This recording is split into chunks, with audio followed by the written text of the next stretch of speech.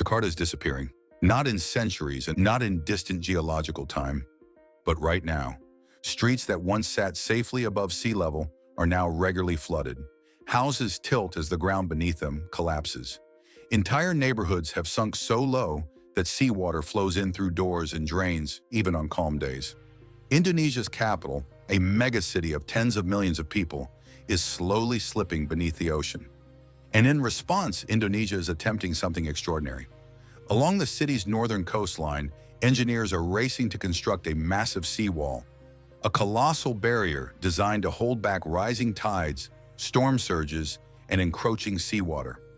It is one of the largest coastal defense projects ever proposed, but it raises an uncomfortable question. Can engineering save a city that is literally sinking into the earth? Jakarta is one of the largest urban areas on the planet. The greater metropolitan region is home to more than 30 million people, making it larger than many entire countries. It is Indonesia's political, economic, and cultural center, but beneath its dense skyline lies a hidden crisis. Jakarta is sinking faster than almost any other major city on Earth. In some northern districts, land subsidence reaches as much as 20 to 25 centimeters per year. Over the past few decades, parts of the city have dropped several meters relative to sea level. Nearly half of Jakarta now lies at or below sea level. This alone would be dangerous, but Jakarta is also crisscrossed by 13 rivers and sits on low-lying coastal plains. During the rainy season, heavy monsoon storms overwhelm drainage systems. Rivers overflow, streets become canals, entire districts are submerged. Major floods in 2007, 2013, and 2020 displaced hundreds of thousands of residents and caused billions of dollars in damage. In many neighborhoods, flooding is no longer an occasional disaster. It is a regular occurrence. Sea level rise compounds the problem. As global ocean levels increase, seawater pushes farther inland, infiltrating groundwater, corroding infrastructure, and worsening coastal flooding. For millions of Jakarta's residents, daily life now includes elevated walkways, sandbag doorways, and improvised flood barriers. Jakarta is not just facing climate change. It is facing a collision between climate change and geology, and that collision is accelerating. Jakarta's sinking is not primarily caused by the weight of buildings or rising seas. It is driven by what is happening underground. For decades, millions of Jakarta's residents, factories, and office towers have relied on groundwater pumped from deep aquifers because piped water coverage has been incomplete and unreliable. Wells pull enormous volumes of water from beneath the city every day. When groundwater is removed, empty spaces remain in the soil layers below. Over time, these layers compact and collapse, causing the ground above them to sink. Unlike flooding, this process is irreversible. Jakarta is built on soft alluvial sediments deposited by rivers over thousands of years. These sediments compress easily once their internal water pressure drops. As a result, areas with heavy groundwater extraction sink far faster than areas that rely on surface water supply. Rapid urbanization worsened the problem. High-rise buildings, industrial complexes, and dense housing developments add weight to already unstable ground. At the same time, population growth increased water demand, leading to even more pumping. This creates a feedback loop. More people, more water extraction, more subsidence, less elevation above sea level, which leads to more flooding. Even if Jakarta were protected from the ocean tomorrow, large portions of the city would continue sinking unless groundwater pumping is drastically reduced. The seawall alone cannot solve that. To slow Jakarta's slide into the sea, Indonesia has proposed a massive coastal defense system inspired by large-scale flood protection projects in countries such as the Netherlands.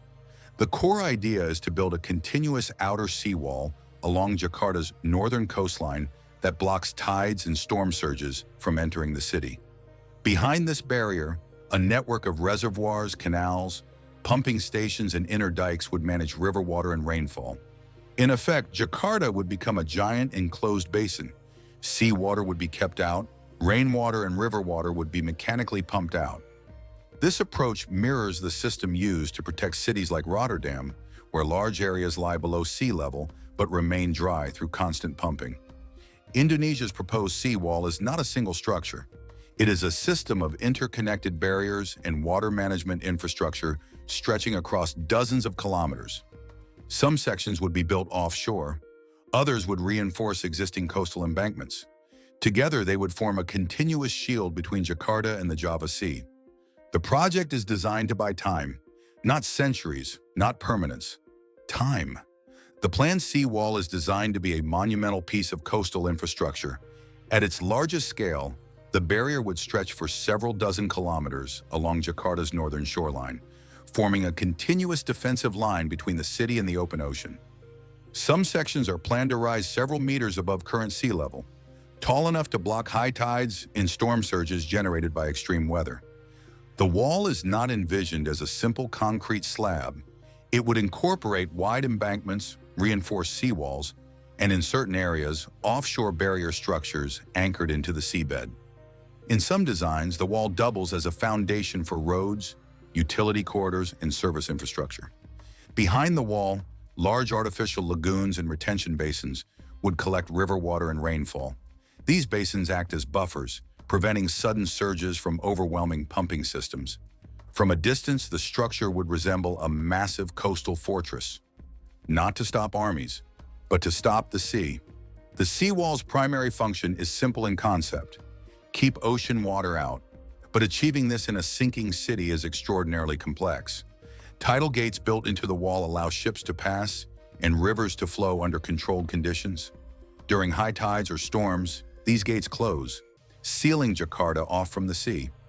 Rainwater and river water accumulating inside the protected area cannot drain naturally because much of the city sits below sea level.